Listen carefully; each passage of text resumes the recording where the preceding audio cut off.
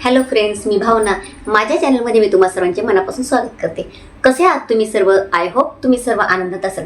स्वामींच्या कृपेने तुमच्या सगळ्या चांगल्या इच्छा पूर्ण होत आजचा दिवस तुम्हाला खूप छान आणि आनंदाचा जाऊ. आवाज अजूनही खराब आहे माझा, कारण सर्दी अजून गेलेली नाही आहे, तेवढं तुम्ही मला समजून घ्या. आवाज खूप खराब येणार आहे, पण कसं आहे, आपल्याला व्हिडिओ करणं गरजेचं आहे.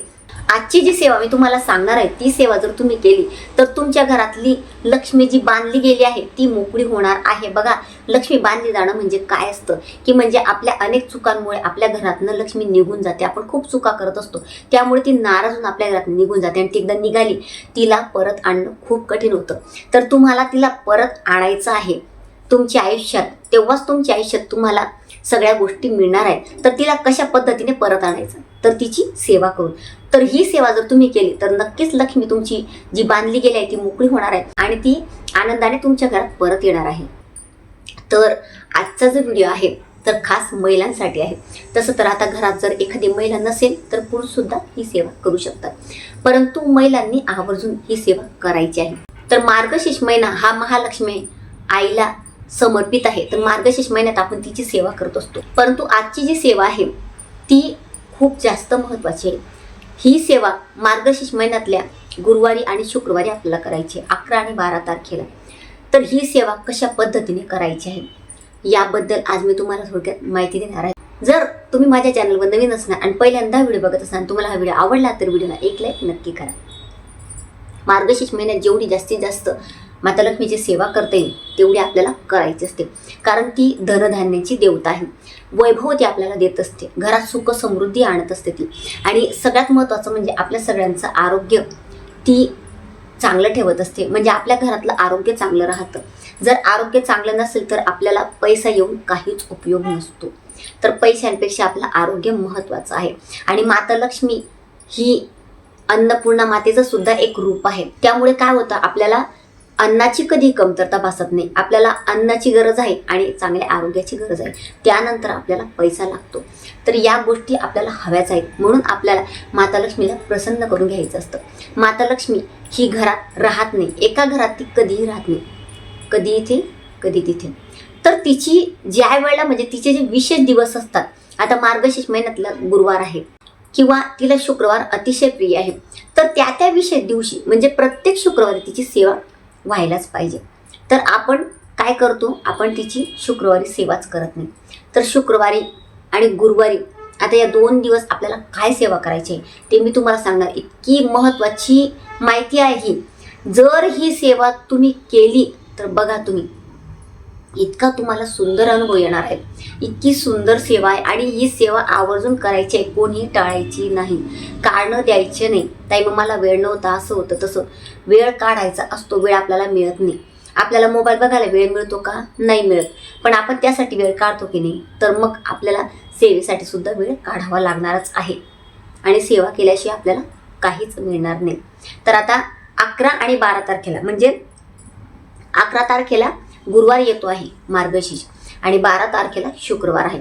तर जी सेवा मी तुम्हाला सांगणार आहे ती तुम्ही गुरुवार शुक्रवार दोन्ही दिवस करायची आहे, किंवा तुम्ही एक दिवस करू शकता. किंवा जी सेवा मी सांगेल, म्हणजे मी तुम्हाला आता एक सेवा सांगणार नाही, मी तुम्हाला ऑप्शन्स देणार आहे.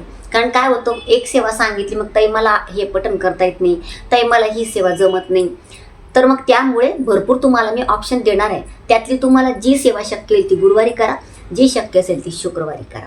आता सगळ्यात महत्त्वाचं काय की तुम्ही व्रत करता किंवा नाही करत.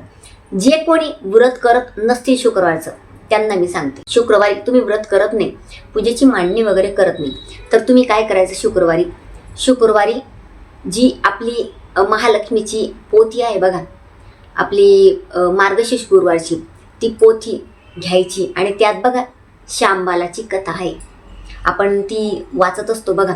तर आता असं म्हणायचं नाही की म्हणजे मी तर व्रत करत नाही, ती कथा मी कशी वाचणार. ती कथा तुम्हाला वाचायची, ती तुम्हाला पठण करायचे.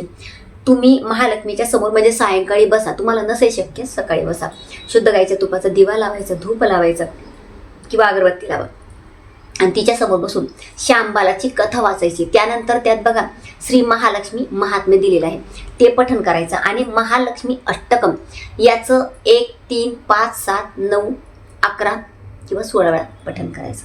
तुम्ही ही सेवा करून बघा, इतकी सुंदर सेवा आहे. तुम्हाला नाही अनुभव आला, तुम्ही मला सांगा.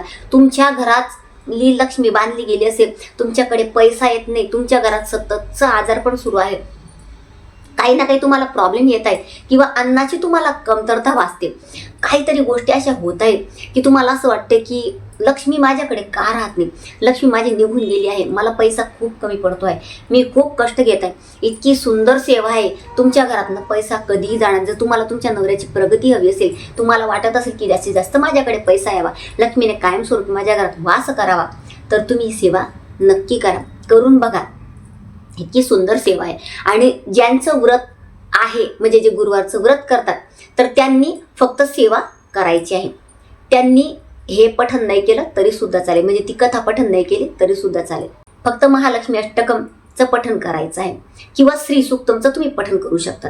श्री सूक्तम 1, 3, 5, 7, 9, 11 किंवा 16 वेळा पठण करायचं. करून बघा. श्री सूक्तम तुम्ही 16 वेळा पठण करून बघा. आणि पठण करताना श्री सूक्तम कसं करायचं, म्हणजे फलश्रुती आहे त्यात, आपल्या नित्यसेवामध्ये आहे. तर फलश्रुती फक्त 1 वेळा करायची, 15 वेळा श्री सूक्तम करायचं आणि 16 वेळा श्री सूक्तम करायचं आणि त्यासोबत फलश्रुती 1 वेळा हात जोडून पठण करायचे आहे. कुंकुमार्चन करणं शक्य असेल तर कुंकुमार्चन करा. इतकी सुंदर सेवा आहे. आणि गुरुवारी आणि शुक्रवारी तर कुंकुमार्चन व्हायलाच पाहिजे श्रीयंत्र, आणि श्रीयंत्र प्रत्येकाच्या घरात असायलाच हवं. तर अशी ही सेवा तुम्हाला गुरुवारी किंवा शुक्रवारी करायची आहे, किंवा 2ही दिवस केले तरी सुद्धा चालेल. इतकी सुंदर ही सेवा आहे. आणि तुम्हाला यातली काही सेवा शक्य नसेल तर कमीत कमी कमलात्मक मंत्र, जो महालक्ष्मीचा अतिशय अनुभवसिद्ध मंत्र आहे, त्याची तुम्हाला 1 माळ जप करायची आहे. तुळशीच्या माळ करा, स्फटिकाच्या माळ करा, किंवा तुमच्याकडे कमळगट्ट्याची माळ असेल त्यावर करा. 1 माळ तुम्ही हा जप करा.